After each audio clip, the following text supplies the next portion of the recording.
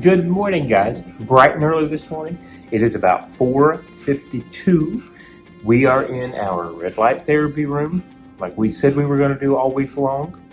And today, I think I'm going to jog, not run. I think I'm going to try to put in 10 miles. Not sure yet, but that's what the goal is going to be. We're going to test the legs, see how that goes. Had a little leg cramp last night, so I might use the 10 unit today, not really sure. Otherwise, I feel good this morning, feel rested. It's bright and early. Well, that did not go as planned, unfortunately. I got 10 minutes in and my hamstring started bugging me, so I immediately stopped on the treadmill and got on the arc trainer and finished an hour and a half on the arc trainer. So I'm going to have to pay attention to that the next couple of days. I'm going to have to use the 10 unit today, maybe even ice. I had no problems with hamstrings on race day. I'm not sure why this one started getting tight on my left leg, but it did, and we are not going to push anything. So, we stopped. We got on the arc trainer. Tomorrow I'll do weights, but I do want to talk on the way home about a movie that I just watched because of Mike's recommendation on the channel Did You See That? He was reviewing his top 24 movies, and this one came up. It was on my list for a while. After his recommendation and review, I decided I'm going to give it a watch, make it a priority to watch it. So let's talk about it on the way home. So it is called Late Night with the Devil. I'm not sure if you guys have seen the preview, seen the movie or not. This was done very low budget. It's on Shudder right now or Amazon Prime if you are a member of Amazon Prime. And this is a possession / religious horror, which I'm a big fan of. We would have already seen it prior to now if Julie was a fan of that. But Julie feels like it has been done and overdone and overdone. And I'll tell you immediately, this doesn't make top 5 for me as far as the religious possession category of horror. I would probably rank mine something like Constantine, The Omen, Possession of Emily Rose. Exorcist has to be number 1. So that's probably where I would put it. But I will say that basically what they did essentially was set this up much in the way of The Exorcist, wherein a child is supposedly possessed. A lot of cultish overtones as well. And they kind of mixed The Exorcist with Poltergeist, the original Poltergeist, along with talk shows. So we set up in the 1970s, late 1970s, where the cults and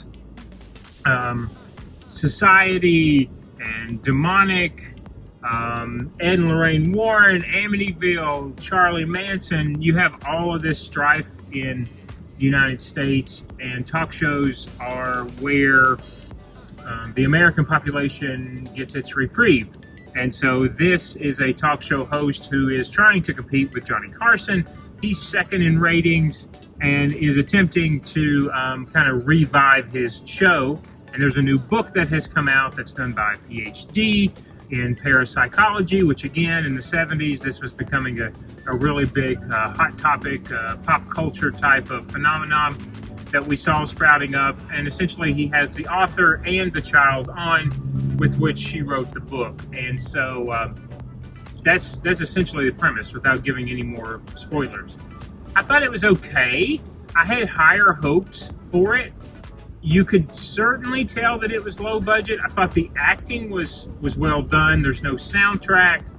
And what I thought was the most ingenious was it wasn't a found footage, but it was set up documentary style. So it was set up in the running of the tape, if you will. We're going to show you this Halloween special and what happened that night. And then when we are quote-unquote off camera, it goes from color to black and white. And I thought that was the biggest check mark in my book, that we were going back and forth. The audience knew when we were on air, so to speak, and when we were off air. So I really enjoyed that piece of it. I also liked the setup. The setup was about 5 minutes of intro to kind of set the stage, if you will, to tell you the background, to tell you what's going on, and then to introduce the, and now we're going to show you this footage type of a thing. So that was well done. And the story I thought was okay. I just feel like it was a little stilted and could have been developed a little better. I don't know that it had to have a bigger budget, but it could have taken its time a little more. The runtime was only like 90 minutes and some odd seconds. And we kind of go back and forth between the hokey and the serious, and so the audience doesn't know which one you want us to believe. I think that's what I took away from the movie as well. So for me, C+, that's just right off the cuff rating. But it's worth a watch because it is a little bit original in its presentation style. It is not original in the idea, obviously. And for the low budget aspect of it, I do believe it's worth a watch. So that's my rant this morning on the movie review from Late Night with the Devil. If you see it or have seen it, let me know what you liked or didn't like about it. Mike, I'm curious too, if you watch this and you hear my rebuttal, what your opinions may be on that. All right, off to the house. It's time to take a shower, get the work day started. Good morning, YouTube. I am working on yesterday's vlog.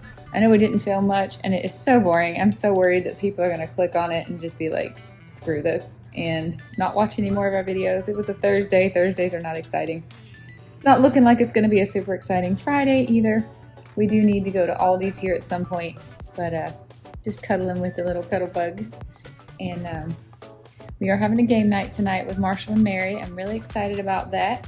Don't know what game we're playing, but we need to go put together some snacks. So dogs make the weirdest noise, don't they? Did you hear that? My first cup of green tea, post-workout. I don't know what I'm going to have for breakfast this morning. I'm not sure. I haven't been hungry yet. Me either. No, me either. I'm very excited about my green tea that you made me. I have it over here on the table. And getting our day going. That's right.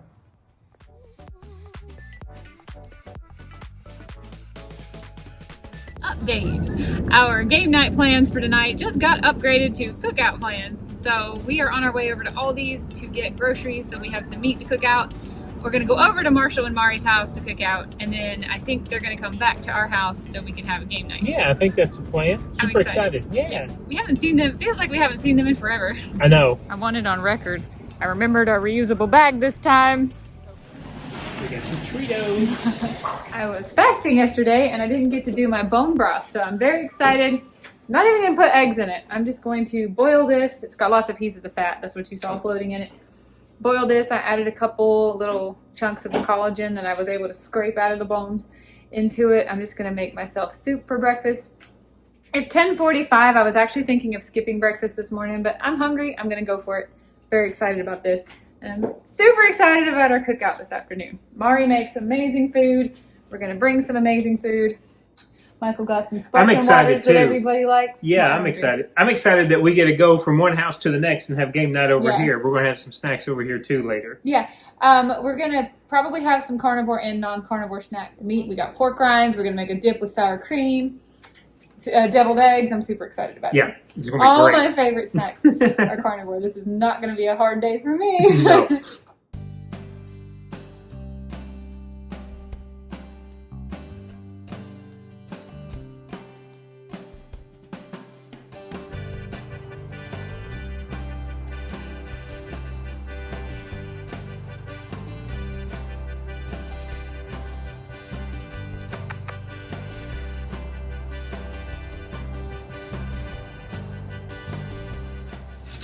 Michael made some of our carnivore bread, and I just realized he didn't vlog it.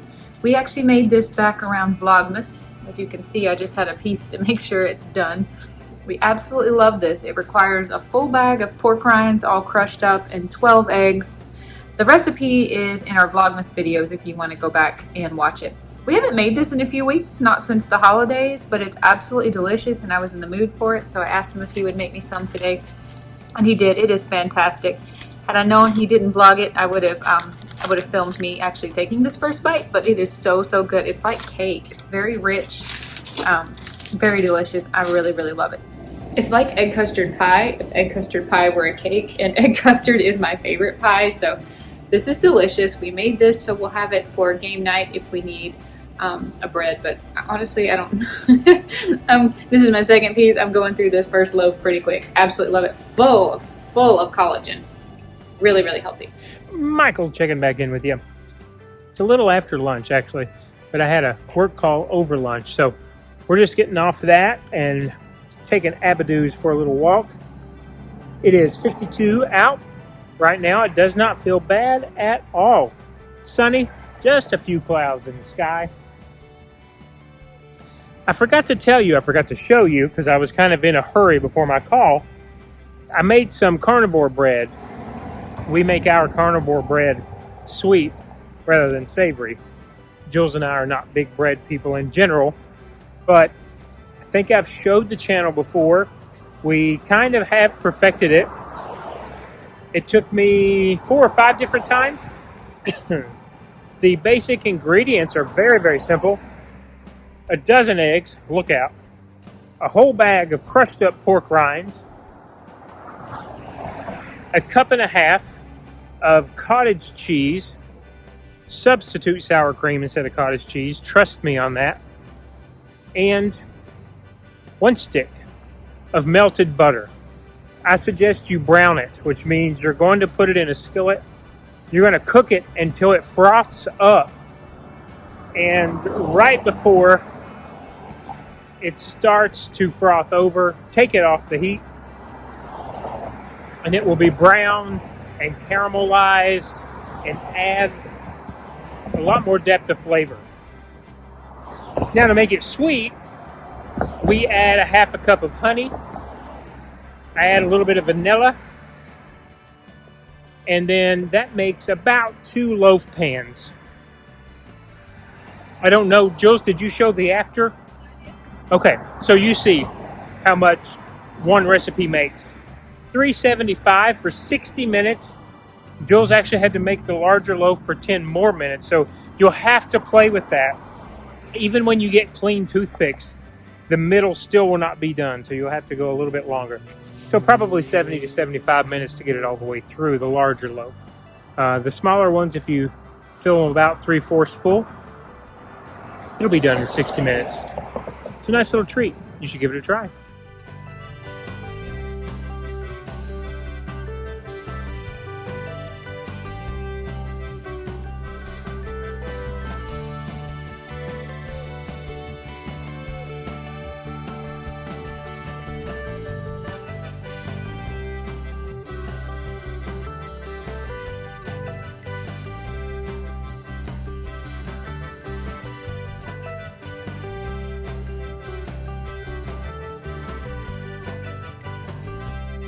All right, guys, we are off to the cookout.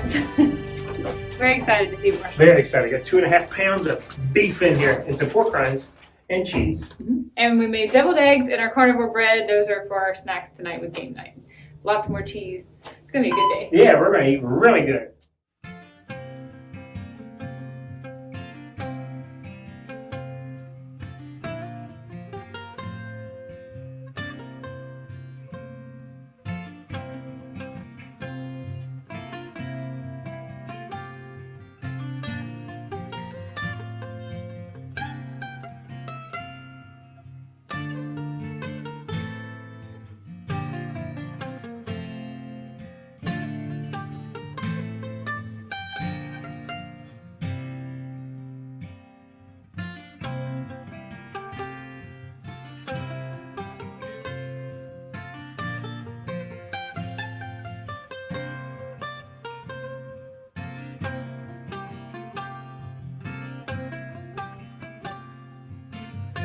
Ooh, look what we have here.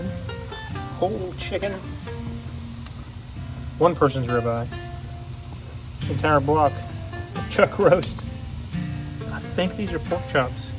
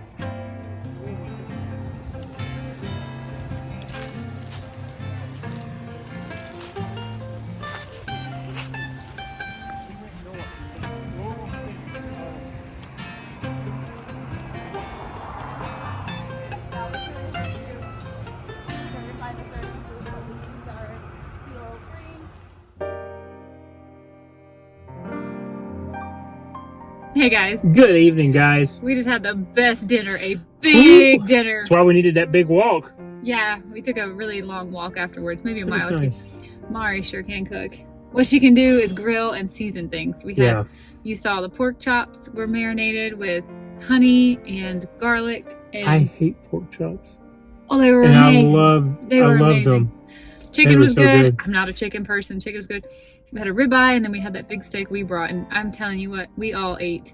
As much as we I think I ate could. at least 1.5 pounds of beef of Oh, meat. yeah, probably I for might have sure. ate 2 pounds. We have so many snacks at home for game night. We don't need them. And nobody's hungry. We're gonna run home and take the dog out for a little stretch, and they're gonna come meet us. Yeah, they'll We'll meet have us. Game night. We still haven't picked a game. No, Marshall told me they were going to look through them and find one, and they'll bring it. So, surprise! great We'll food. see what we got. Oh, great food, great food. Wish I could eat like that every day. We need a grill. We definitely need to live in a place with a grill. Yep.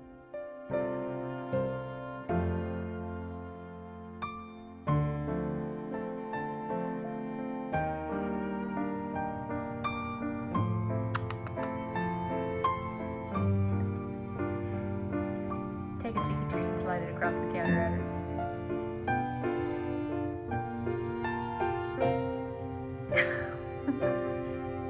You got it.